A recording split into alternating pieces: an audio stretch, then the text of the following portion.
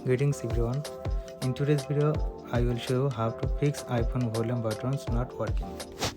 Before we get started, please subscribe our YouTube channel.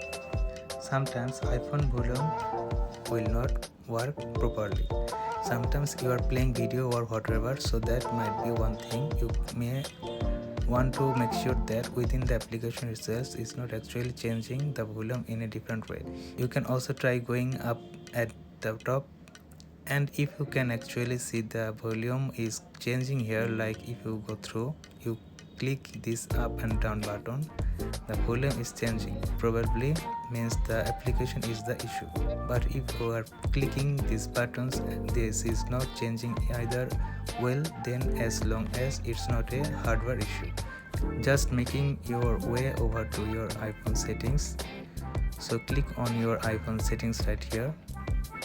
What you want to do here is scroll down and click on general, then click on software update up here, and all you want to do, so go ahead and update.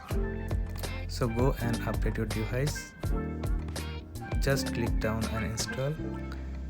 It's the easiest way to fix the problem. Thanks for watching it.